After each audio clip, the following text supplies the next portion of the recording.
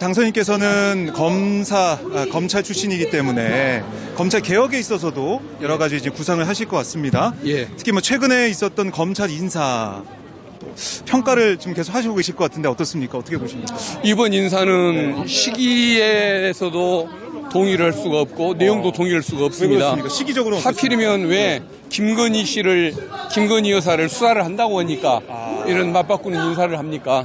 예.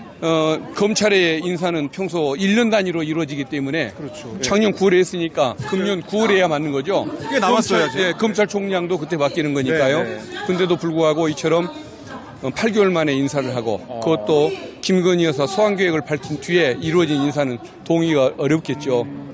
옛날에 이제 노무현 대통령 때가 네. 2004년도일 텐데 그때 인사를 2004년 5월에 이맘때쯤 한 적이 있었습니다. 그때는 2월 달에 이미 했어야 하는데도 3개월을 늦춰줬죠. 늦췄죠. 대선 자금 수사를 하도록 배려를 한 것이죠. 오히려 더 수사를 하도록. 그렇죠. 예. 노무현 대통령이 불편한 수사 아니었습니까? 이회창 총재만 불편한 것이 아니고 그렇죠, 그렇죠. 노무현 대통령도 불편한 수사했는데 네. 3개월을 그렇게 봐준 겁니다. 끝날 때까지. 다르네요. 그리고 노무현 대통령 때 어떤 일이 있었느냐. 네. 과거 운동권 시절에 노무현 변호사를 구속하도록 구속을 시켰던 그 검사가 네. 노무현 대통령 때 검사장으로 승진을 합니다. 그때 노무현 대통령이 법무부 강금실 장관에게 지시하기를 예. 노무현 대통령 구속에 관여했던 검사에 대해서 인사상 이익을 주지도 말되 불이익도 주지도 말 것이라고 해서 그 검사가 요직에 가고 결국은 검사장까지 승진하는 그런 경우가 있었죠. 예. 그러니까 그때는 그냥 멋있다, 괜찮다 정도만 생각을 했는데 네. 지금 와서 이 정권과 비교를 해보면 정말 하늘과 땅 차이라는 것. 그렇네요. 우리가 정말 관대하고 품격 있는 대통령을 우리가 모신 적이 있었다라는 것. 이걸 생각하니까 과거가 더 그립고 지금에 대한 이 현상을 참 예. 견디기가 어렵다는 생각이 듭니다. 그렇네요. 이렇게 비교를 해서 보니까 그 당시에 그 인사가 정말 대단했다는 생각도 드네요. 예, 지금 예, 이렇게 예. 보니까. 예. 이원석 검찰총장이 뭐 기자들 만나서 뭐 7조 침묵했다, 12조 침묵했다 이렇게 할 정도로 뭔가 윤 대통령하고 뭐 각을 세운 듯한 그런 느낌도 보였다는 분석도 있는데 예. 이런 검찰의 지금 모습은 어떻게 봐야 됩니까, 저희가? 그동안에 잘못을 많이 해왔죠. 2년 이상을 그렇게 정권을 위한 수사를 해왔고 네. 과잉 수사를 해왔고 정치 사냥 수사를 해왔습니다. 네. 그렇기 때문에 결코 저는 긍정적으로 평가하는 인물들이 아닌데 그럼에도 불구하고 예. 검찰이 이 벼랑 끝에 몰리고 그다음에 본인들의 그 명예도 네. 어떤 역사의 죄인으로 남을 상황까지 이르렀기 때문에 거기서 벗어나보고자 이제서야. 뒤늦은 작은 그 몸부림을 한 것이죠.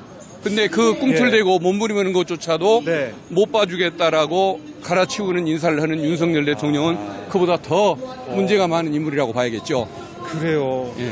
그럼 검찰 입장에서는 지금 뭐 22대 국회에서는 검찰 개혁이 정말 일어날 수 있을 가능성이 크지 않습니까? 예, 예. 그러다 보니까 검찰 입장에서는 우리가 열심히 수사를 하려고 했다, 수사할 것이다 이런 시그널을 보낸 것 같은데 예. 그럼 이런 시그널, 이런 모습으로 인해서 검찰 개혁이 좀 어떻게 됐습니까? 좀 늦춰지겠습니까? 어떻게 보세요? 제가 보기에는 그 몸부림 자체는 아무것도 안 했던 것보다는 낫긴 나은데 네. 너무 늦었다는 생각을 합니다. 지금 저런 모습을 보인다고 해서 검찰 개혁 작업을 늦출 수는 없는 것이겠죠. 네. 국민들도 야당 의원들도 그것을 긍정적으로 받아들이는 입장이 아니니까요. 네. 안 하는 것보다 낫다는 것이지 그걸로 어떤 기존의 뭐. 잘못에 대한 면죄부가 주어지는 것은 아니기 때문에 네. 검찰 개혁 작업은 22대 국회가 출범함과 동시에 바로 이루어져야 한다고 생각을 합니다. 알겠습니다. 자, 이화영 전 부지사 이 건 때문에 법무부도 찾아가셨잖아요. 예. 저희도 생중계하면서 그 현장을 봤었는데 예. 여기에 대해서 뭐 대검 감찰도 이루어지지 않고 법무부에서 자료를 바로 주는 것도 아니고 이거 어떻게 풀어야 됩니까? 어떻습니까? 결국은 청와대가 움직이지 않는 한 그 네. 인사하에서 움직이는 대통령실이. 공직자들은 검사가 됐던 교도관들이 됐던 유지부동이군요. 움직일 리가 없습니다. 아하. 결국은 대통령이 바뀌어야 하는 것이고 예. 그 대통령을 바꾸게 만드는 것은 뭐 야당의 노력과 민심의 변화 두 가지 말고는 없겠죠.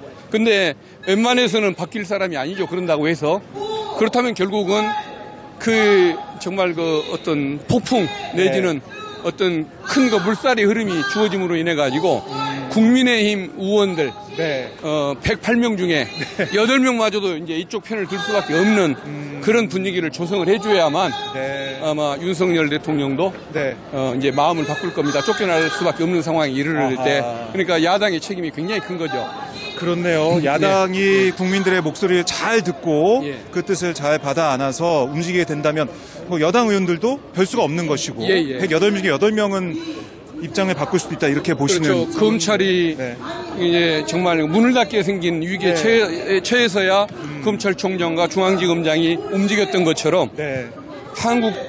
국민의힘이 네. 정말 이 민심의 공격에 못 이겨서 문을 닫게 생겼다.